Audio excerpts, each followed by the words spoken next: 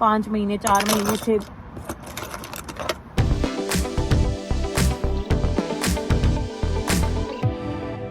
Hello everyone and welcome to my channel Desified Umme. और आज मैंने आप लोगों के साथ बात करनी है कि केयर होम की जॉब्स और ये कि स्पॉन्सरशिप की जॉब्स मिल जाती हैं, वीज़ा कैसे चेंज कर सकते हैं, क्या स्टूडेंट्स वीज़ा स्विच कर सकते हैं या नहीं। बहुत सवाल आ रहे हैं और काफ़ी सारे स्टूडेंट्स ऐसे हैं जो कि अभी यहाँ आए भी नहीं हैं और वो इंटरेस्टेड हैं ये पूछने में कि हम अपना स्टडी वीज़ा जो है उसको वर्क वीज़ा में कन्वर्ट कर सकते हैं या नहीं कन्वर्ट कर सकते हैं। तो आज की वीडियो आप लोगों के लिए है और आप लोगों को बहुत ज़्यादा इससे हेल्प मिलेगी। तो अगर आपके कोई भी वर्क रिलेटेड क्वेश्चंस हैं तो आप ये वीडियो एंड तक देखें। मैं कोशिश करूंगी कि सब सवालों को मैं आंसर करूं। तो सबसे पहली बात ये कर लेते हैं कि टीयर 2 वीज़ा है क्या, वर्क वीज़ा है क्या। तो देखें, आप जब यहाँ आते हैं यूके में मोस्टली स्टूडेंट्स, तो आप लोगों का टीयर 4 वीज़ा होता है और उसको अगर आप किसी भी जॉब रिलेटेड वीज़ा पे कन्वर्ट करते हो तो जितनी भी तो जॉब के वीज़ास की जो कैटेगरीज हैं उन्हें बोलते हैं टीयर 2 वीज़ा। वर्क वीज़ा भी कहते हैं, स्किल्ड वर्कर वीज़ा भी कहते हैं, स्पॉन्सर्ड जॉब वीज़ा भी कहते हैं, केयर होम वीज़ा भी जिसको आमतौर पे आप लोग कहते हैं क्योंकि केयर होम की जॉब्स काफ़ी सारी मिल जाती हैं। तो ये सारी कैटेगरीज जो हैं ये वर्क वीज़ा टीयर 2 वीज़ा की हैं। और अगर आप यूके में लॉन्ग टर्म स्टे करना चाहते हो, अगर आपका जो है वो इरादा है सेटलमेंट का, तो फिर आपको लाजमी तौर पर टीयर 2 वीज़ा पर कन्वर्ट होना चाहिए उसके लिए, ठीक है। क्योंकि स्टूडेंट वीज़ा या PSW किसी भी वीज़ा कैटेगरी में आप अपने आप को लॉन्ग टर्म स्टे के लिए एलिजिबल नहीं बना सकते। उसके लिए आपको लाजमी टीयर 2 पर कन्वर्जन चाहिए ही चाहिए। तो अब टीयर 2 पे कन्वर्ट कौन कर सकता है, कब कर सकता है? 2 तरह के ऑप्शन होते हैं। एक होता है कि आप अपने होम कंट्री से जॉब लेकर आते हो, जो कि बहुत ही ज़्यादा मुश्किल है। 20 में से कोई एक होता है ऐसा जिसको जॉब मिलती है, ठीक है। और ये भी मैंने बहुत आपको अभी पॉजिटिव रहते हुए बताई है ये रेशो, लेकिन बहुत कम लोगों को मिलती है जॉब अनलेस एंड अनटिल आप बहुत ही ज़्यादा क्वालिफाइड हो या कोई ऐसा स्किल सेट आपके पास हो जो कि बहुत यूनिक हो, तो फिर आपके चांसेस हायर होते हैं। ज़्यादातर लोग दूसरी ऑप्शन की तरफ जाते हैं जो होता है कि एक दफ़ा यूके में आ जाएं और उसके बाद टीयर 2 पे शिफ्ट हो। तो स्टूडेंट्स हो गए, टेम्प्रेरी वर्क जो होते हैं, शॉर्ट टर्म वीज़ा वाले, वो लोग यही रूट को यूज़ करते हैं। अब टीयर 2 वीज़ा में आप कभी भी कन्वर्ट कर सकते हो, स्टूडेंट वीज़ा पे कभी भी आप कन्वर्ट कर सकते हैं। 2, 4, 5 महीने बाद जब भी आपको यूके आने के बाद जॉब मिले, स्पॉन्सरशिप जॉब, लेकिन उसकी शर्त है, तो आप टीयर 2 वीज़ा पर कन्वर्ट हो सकते हैं, उसमें कोई प्रॉब्लम नहीं है। शर्त एक ही है और शर्त यह है कि आपकी जो जॉब है वो स्पॉन्सर्ड जॉब होनी चाहिए। कि कोई भी आप काम कर सकते हैं अपनी फील्ड से रिलेटेड, अपनी डिग्री से रिलेटेड। केयर होम्स की जॉब्स तो एक हर वक्त एक ऑप्शन आपके पास खुला है, अभी आगे उस पर भी डिटेल में बात करेंगे।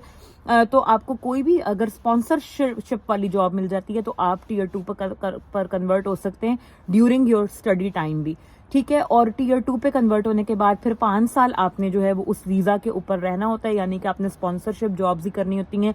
आपका जॉब स्विच कर सकते हो, उसके अंदर ज़रूरी नहीं है कि 5 साल आपने एक ही एम्प्लॉयर के साथ काम करना है, लेकिन अगर आप स्विचिंग करोगे तो भी आपका जो वीज़ा है वो स्पॉन्सर्ड ही होना चाहिए, आपकी जो जॉब है वो स्पॉन्सर्ड ही होनी चाहिए, ताकि आपकी जो टीयर 2 वीज़ा है उसकी कंटिन्यूटी बरकरार रहे। 5 साल जब आपके टीयर 2 पर पूरे हो जाएं उसके बाद आप ILR अप्लाई कर सकते हो, which is indefinite leave to remain. और जब आपको इंडेफिनिट लीव टू रिमेन मिल जाए, जो कि यहाँ पर एक परमानेंट रेजिडेंट का जो स्टेटस होता है, वो जब आपको मिल जाए तो उसके बाद आप 1 साल के बाद आप जो है अपना अप्लाई कर सकते हैं सिटीजनशिप। तो यानी कि टोटल 6 से 7 सालों के दौरान आप सिटीजनशिप ले सकते हैं अगर आपको स्पॉन्सरशिप वाली जॉब मिल जाती है। रूट ये एक ही आपके पास। अब उसमें ऑप्शंस बहुत सारी हैं, ठीक है, कि टीयर 2 की जॉब लें कैसे। ये तो मैंने आपको क्लियर कर दिया कि आप लोग आने के बाद यहाँ पर स्विच कर सकते हो, चेंज कर सकते हो जब भी आपको मौका मिले। लेनी कैसे है इस पे बात कर लेते हैं। उसके भी 2 तरीके हैं। एक तरीका ये है कि लोग आपसे पैसे चार्ज करते हैं, ठीक है, पाउंड्स दे के आप लेते हो। और एक तरीका ये है कि आप अपने स्किल की बेस पे, एक्सपीरियंस की बेस पे जॉब सर्च करके लेते हो। तो अगर आप पैसे दे के लेते हो, पाउंड्स लेके, जैसे यूजुअली होता है, काफ़ी स्टूडेंट्स जो इंडिया से कांटेक्ट करते हैं वो ये वाली बात मुझे बताते हैं कि हमें इतने पैसे मांग रहा है कोई, या हम इतने पैसे आपको दे देते हैं, आप हमें कोई स्पॉन्सरशिप अगर करवा दें। तो देखें, ये मैं कभी भी रिकमेंड नहीं करती हूँ कि आप पाकिस्तान, इंडिया, बांग्लादेश, श्रीलंका कहीं से भी बैठ के आप वहाँ से ये लें, क्योंकि उसमें आपके स्कैम के चांसेस बहुत बढ़ जाते हैं। आपके साथ फ्रॉड हो सकता है। 15,000 20,000 पाउंड आप किसी को दे रहे हो बगैर कुछ देखे जाने वाले, तो ये आप बिल्कुल भी मत करें। यहाँ आकर स्विच करना हमेशा सेफ ऑप्शन है, क्योंकि उसमें आपके पास चांसेस हायर होते हैं। आप पता कर सकते हो कंपनी के बारे में, चेक कर सकते हो कि जेन्युइन है, नहीं है, क्या है, ठीक है। कभी भी मैं नहीं रिकमेंड करती हूँ कि आप आंखें बंद करके एतबार करें। इतने पैसे जब आपने देने हों और आपके आगे पूरे फ्यूचर का सवाल है, चाहे आप पैसे नहीं भी दे रहे हैं तो भी आप जो है स्कैम से बचें। वर्क वीज़ा का जो केयर होम्स का एक स्कैम हुआ था उस पर मैंने ऑलरेडी एक वीडियो डाला हुआ है, वो मैं यहाँ ऊपर लिंक दे दूँगी आपको, वो आप ज़रूर देखें कि आपने कैसे अपने आप को स्कैम्स से बचा के चलना है। ठीक है। तो पाउंड्स वाला ऑप्शन यहाँ आने के बाद भी आपके पास मौजूद रहता है, जिसमें वो आपसे 15,000 से 20,000 पाउंड के बीच में पैसे मांगते हैं स्पॉन्सरशिप करा के देने के। वो ऑप्शन आप अवेल कर सकते हो, बट मैं रिकमेंड नहीं करती क्योंकि उसमें आपके पैसे बहुत वेस्ट होते हैं। दूसरी ऑप्शन जो आपके पास है वो है एक्सपीरियंस की बेस पे, स्किल की बेस पे, यानी कि आपने जॉब सर्च की, आपको स्पॉन्सरशिप की जॉब मिल गई और उसके बाद आपने उस जॉब में मेहनत की, काम किया। तो ऐसा नहीं होता कि कोई आपको ऐसे यहाँ पे काम से ऐसे ही निकाल दे बगैर किसी रीजन के। अगर आपने अपना 100% दिया है और आप लॉयल्टी के साथ एक हार्डवर्क के साथ आप काम कर रहे हो तो वो आपको मतलब ऑफर करते हैं, स्पॉन्सरशिप भी दे देते हैं। आप जॉब पहले ढूंढो, ठीक है।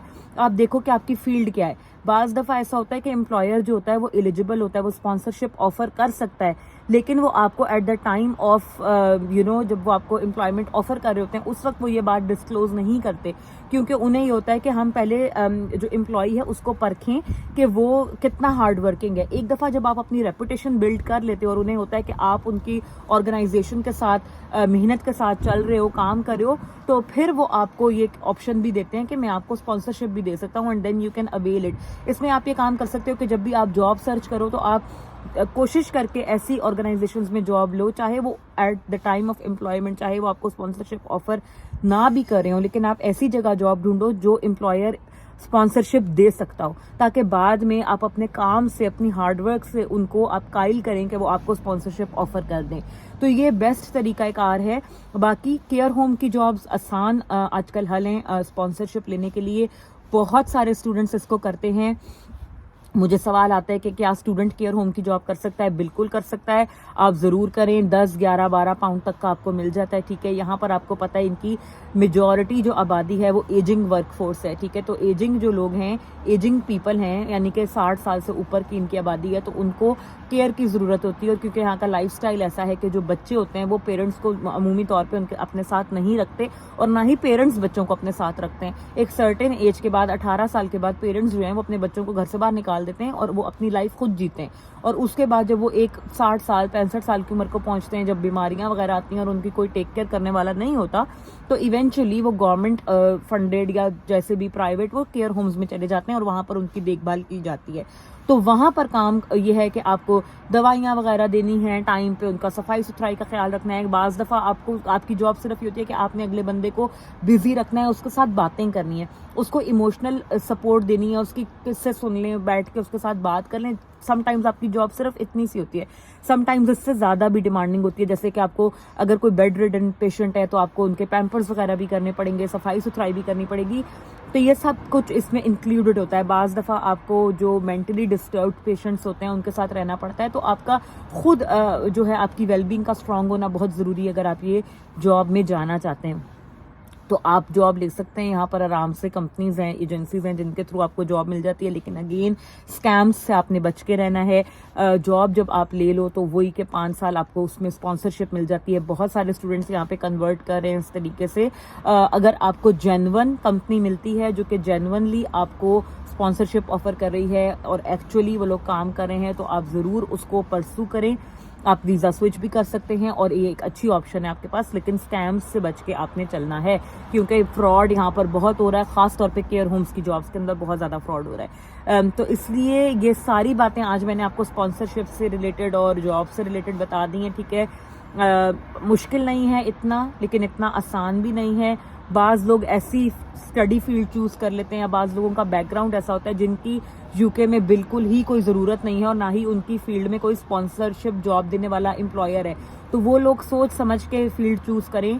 जब आप डिग्री चूज़ करें उससे पहले आप जो है जो ऑक्यूपेशन शॉर्टेज लिस्ट है यूके की एक, उसको आप देखें कि कौन कौन सी फील्ड्स की यहाँ पर ज़रूरत है जॉब्स की, उन्हीं में आप कोशिश करें, अप्लाई करें। या और अगर आपकी फील्ड ऐसी है जिसका इन स्किल्स ऑक्यूपेशन जो शॉर्टेज जो लिस्ट है उसमें अगर आपका कोई आपकी फील्ड उसमें नहीं है तो फिर आप केयर होम्स की जॉब्स की तरफ भी जा सकते हैं, which is a good option. तो आई होप कि वीडियो आप लोगों को इन्फॉर्मेटिव लगी होगी। सारे मैंने आपके स्पॉन्सरशिप से रिलेटेड चीज़ों को आंसर करने की कोशिश की है। अगर फिर भी कोई क्यूरी रह गई हो तो आप मुझे कॉमेंट कर सकते हैं इस वीडियो के नीचे, और मैं कोशिश करूंगी कि सबको इंडिविजुअली आंसर करूँ। So stay tuned, take very good care of your self. Subscribe जरूर करें, लाइक और शेयर जरूर करें, और दुआओं में याद रखें। Make good choices, make wise decisions. See you guys in a next video. Bye bye.